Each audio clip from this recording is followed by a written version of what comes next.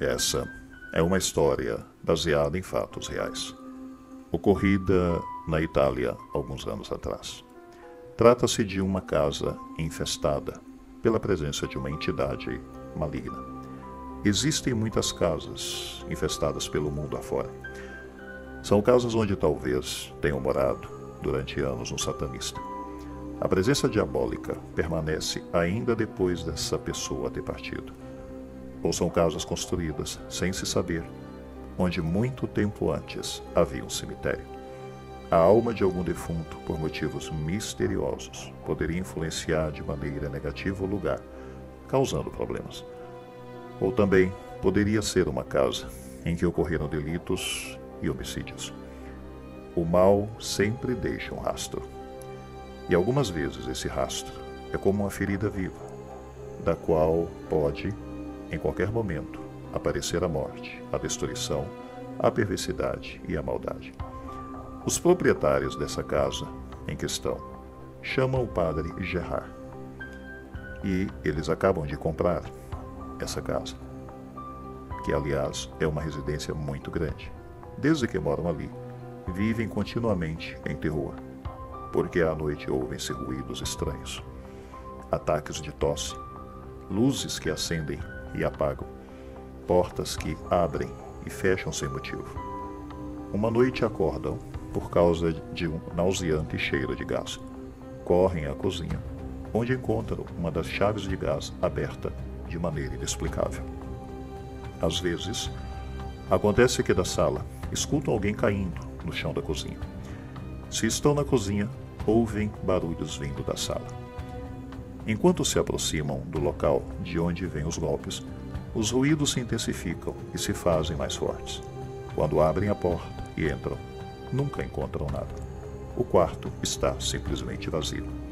O padre Gerard pede um conselho ao exorcista de Roma, que é o padre Amor, e o sacerdote lhe diz que ele deve contactar um sensitivo, um paranormal, na Itália chamado o Professor, que tem habilidades sensitivas e que vai poder ajudá-lo. Então este lhe diz: dou-lhe o meu número de celular. Quando estiver dentro da casa, ligue-me, diz o professor ao padre Gerard, que já lhe havia ligado para pedir auxílio em conseguir limpar, desinfetar essa casa da presença da entidade maligna. O professor lhe diz: talvez eu possa ajudá-lo nesse caso. Quando chega à casa infestada, padre Gerard sente que algo vai mal. A casa de modo misterioso o rechaça. Ele quer escapar, mas fica firme. Cumprimenta os donos da casa, que o esperam do lado de fora. Faz com que lhe entreguem as chaves e pede que se ausentem pelo menos durante 2 horas. Prefere fazer tudo sozinho. Os proprietários poderiam atrapalhar seu trabalho.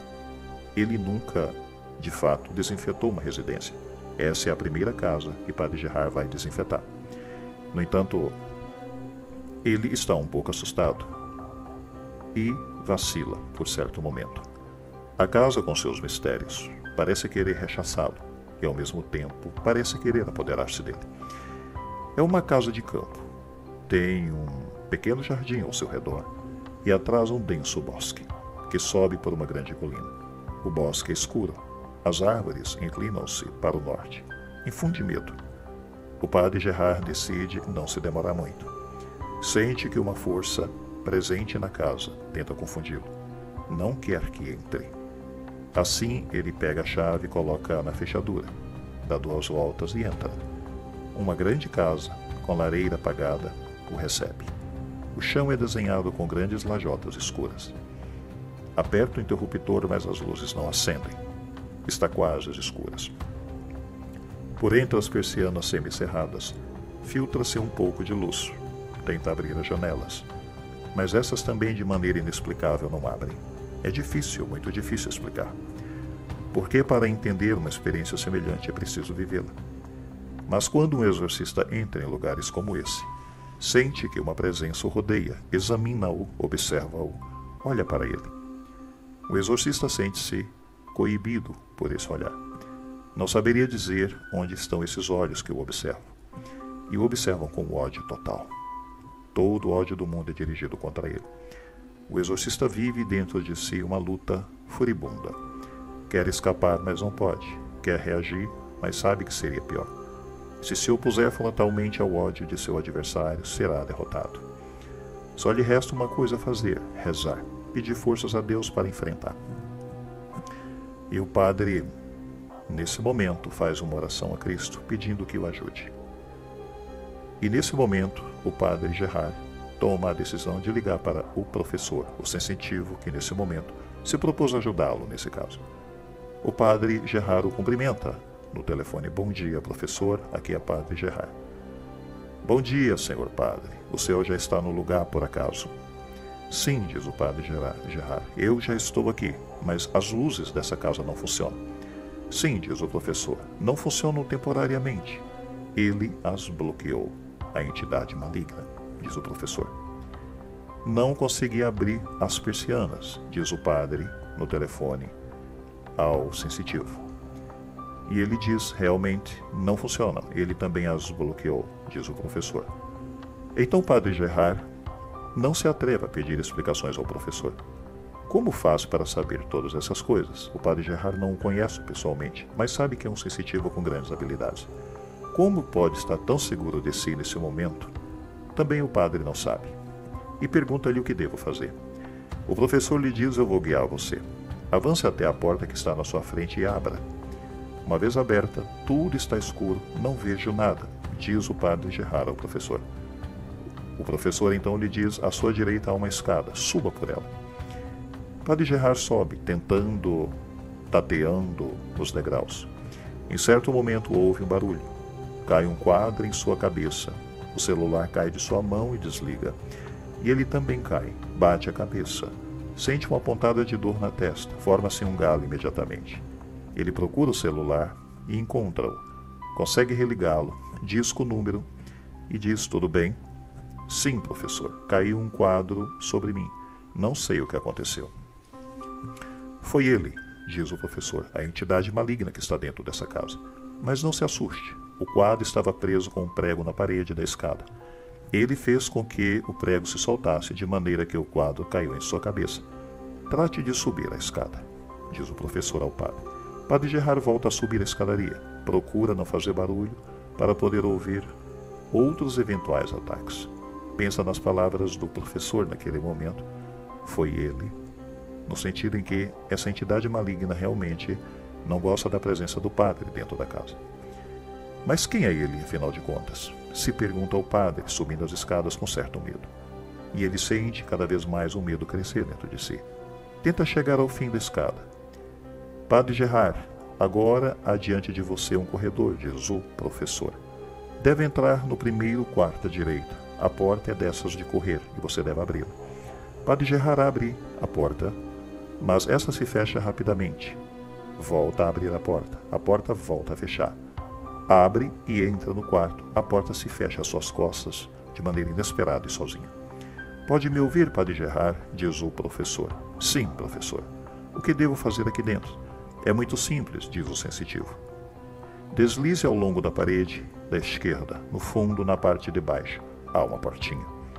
Dentro há fios elétricos. Abra a portinha. Na escuridão total, o padre Gerard caminha ao longo da parede. Encontra a portinha e abre. Está aberta, professor, diz o padre. Bom, então enfie a mão. No fundo, atrás dos fios, deve encontrar uma caixinha, diz o sensitivo. Pegue-a e leve-a para fora. Saia da casa o mais rápido que puder. Agora você descobriu o segredo. Não pode mais hesitar, diz o professor. Padre Gerard encontra a caixinha, pega-a e começa a voltar sobre os seus próprios passos. Agora a porta do quarto está aberta. Sente-se mais aliviado. Parece que a presença sinistra, aquele ele mencionado pelo professor, não está mais ali. Porém, ele está enganado. A presença ainda continua lá. Enquanto desce pela escada, sente atrás de si alguém que o segue furiosamente. Então o padre começa a correr. Quem o segue também corre. Chega à sala. Padre Gerard avança na escuridão, esperando encontrar a porta de entrada. Atrás dele, a pessoa que o segue está a ponto de alcançá-lo. E de fato o alcança. Ele sente o hálito e a mordida no seu pescoço. Padre Gerard é lançado para frente. Suas mãos se agarram à maçaneta da porta. Dá um salto e então está fora da casa. Vira-se, certo de que verá o próprio demônio. Está pronto para invocar Cristo em seu socorro. Mas não vê ninguém. Não tem ninguém ali.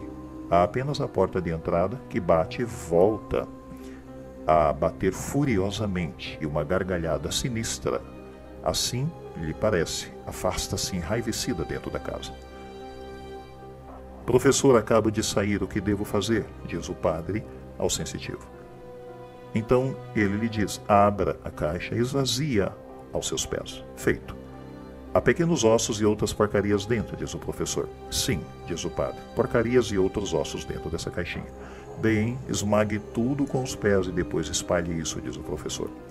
O padre então faz tudo isso. Feito. Excelente, diz o professor. Agora, não podem mais prejudicar ninguém.